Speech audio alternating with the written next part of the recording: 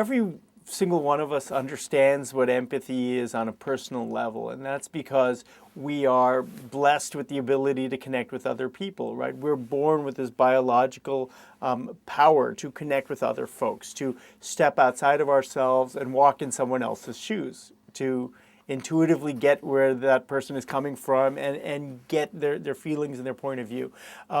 For an organization, having a widespread sense of empathy is to get every single person in that organization to have an intuitive sense of the people beyond their walls, for the folks who buy our products and services and who ultimately fund our 401ks, the people who actually have a stake in our success.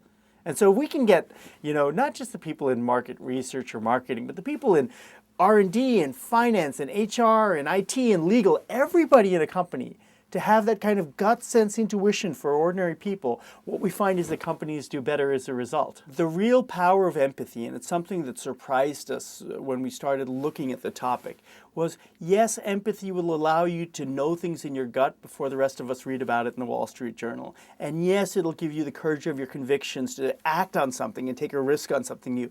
But the big surprise for us was how much that sense of empathy for the world around you gives people something that companies struggle with, which is to give their folks a sense of mission, to give people a reason to come into work every day. And we've seen this over and over again, that when you connect with the outside world, you suddenly realize that, wow, there's all these people out there who are counting on me to do the right thing, right? And so you start to see your business in a completely different way.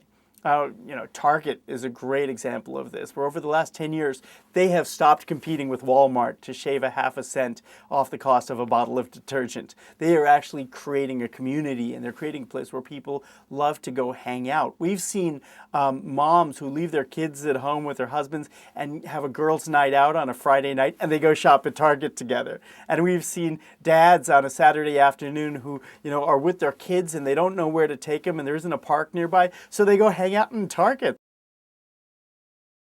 In many ways, the big reset that we're going through is kind of like a back to the future. It's going back to the way that companies used to do business. But there was a time when people bought things that they needed, right, from companies that made things that had value, right?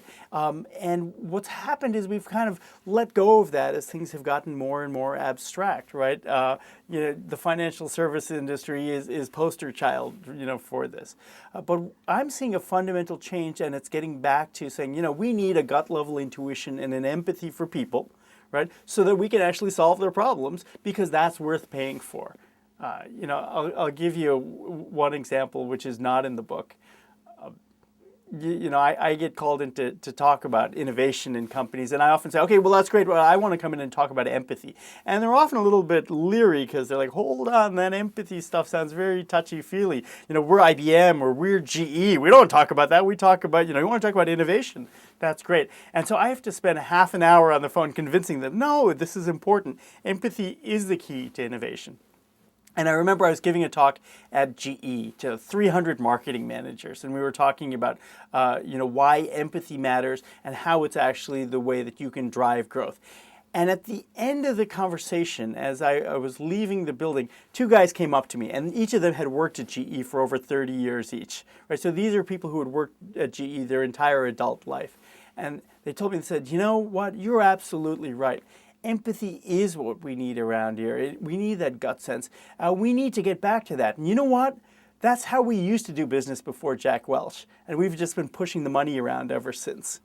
So it gives me hope for GE, because it tells me there's something deeper in the DNA there than just following a stock price. But it also tells me that maybe we've gotten away from that in the last few years, that we're doing things that are good for the bottom line today, this week, rather than what's good for the company and its shareholders and its customers over the long term.